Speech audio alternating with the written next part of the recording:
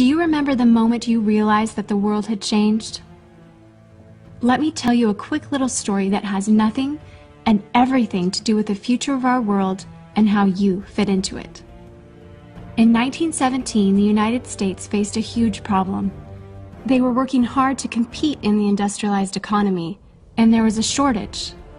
Not a shortage of oil or coal or other natural resources, a shortage of people, specifically obedient factory workers. The solution to this economic dilemma? It was an experiment of sorts. It hadn't been done before, until someone thought of it. Mandatory public school. Unfortunately, the initial purpose of the United States public school system was not to inspire children or generate scholars. And it wasn't created for dreamers, people who color outside the lines, break the rules, and challenge the status quo. The public school system of the early 1900s was invented to create a nation full of adults who would obediently do their jobs in the factory assembly lines. Teaching kids to sit in straight rows and scheduling the entire day with the ringing of bells wasn't by chance. Punishing those who didn't conform was purposeful. These were the skills they would need to join the labor force. Intentional or not, this early method of turning dreamers into workers was an investment in the nation's economic future. And it worked. This then led to several generations of productive, fully employed workers. But it isn't working anymore. Why? Our economy has changed. We don't live in an industrialized economy anymore. We live in a connected economy. Right now, there are more users on Facebook than there were people on the planet 200 years ago. Technology has made it possible for us to connect with people, ideas, and information from anywhere in the world instantaneously.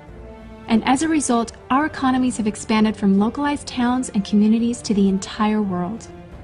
We have globalized trade in nearly every way. In the past, the obedient, do-what-you're-told without question people were rewarded for working hard and putting their dreams aside in order to toe the line. They were given well-paying jobs that led to long-term careers. They were guaranteed pensions, benefits, and the promise that they would always be taken care of. And they were. But that promise is gone for most of us today. Even if you have a white-collar job, the majority of white-collar workers are still working in a factory. Instead of operating a sewing machine or welding a widget, they now push pencils, type on keyboards, or process paperwork. It's still factory work because the entire focus of the day is spent on increasing productivity, which leaves little room for creativity, spontaneity, or individuality.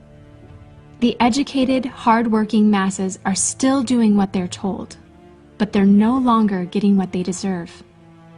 Even if you do everything you are told to do today, graduate from high school, go to college, get a degree, work hard in whatever job you can find, if you're lucky enough to find one, you're not guaranteed anything. Companies are being forced to change or die right now.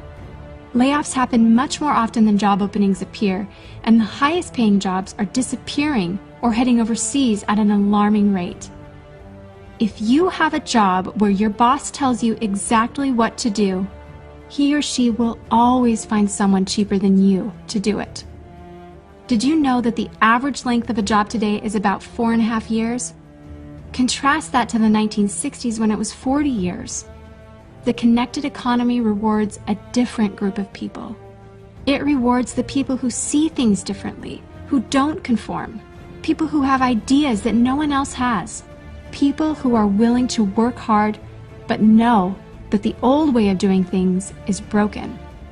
The connected economy rewards you not for being a cog in the wheel of life, but for standing up and reaching out. The connected economy rewards the connectors. Whether it's connecting a person to a person, a business to a business to a product, or a product to a person, those who learn how to connect are the ones who will survive and excel in the connected economy. That is how the world has changed. It's not about to change. It already has. Things are different now, and they're not going back to the way they used to be. Look at Facebook. What's their product? It's you. Your network, your information, your ideas, they all have value. Does Facebook pay you for the money they make selling your information to advertisers? No. But we still use it because we have an innate desire to connect with people. In fact, neuroscientists have found that we are actually hardwired to connect with each other. Some people know how to leverage this innate ability in today's economy, but most don't. And because they don't know how to do it, most of them are paralyzed with fear, resisting the shift, despite clear indications telling them it's time to change. In 1917, a group of people performed an experiment that forever changed the way that we earned a living. The world today is facing another huge problem. We're facing a shortage of our own. Not a shortage of factory workers or consumers. The world has enough of those. We have a shortage today of dreamers and connectors. And so, we're holding our own little experiment. And you happen to be the subject of it. It was specifically designed to seek out and find the connectors around us.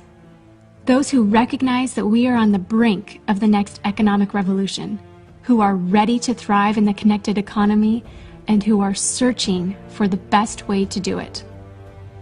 The internet and technology are rapidly changing the way that we do everything today, including how we make a living. It's not too late to embrace the change and find a way to make yourself relevant and profitable in our brave new world. And that's why we've invited you here today. We've created something that rewards you for connecting. It pays you for bringing people together behind a cause, product, or idea. And we have systematized it and made it so that you can do it from anywhere, with anyone, at any time. If you are passionate about helping people, if you are passionate about changing lives, if you want to position yourself to be a capitalizing force within the connected revolution, instead of just a bystander, let's start now. Do you remember the moment you realized that the world had changed? How about the moment you realized you could change with it? Are you ready for the details?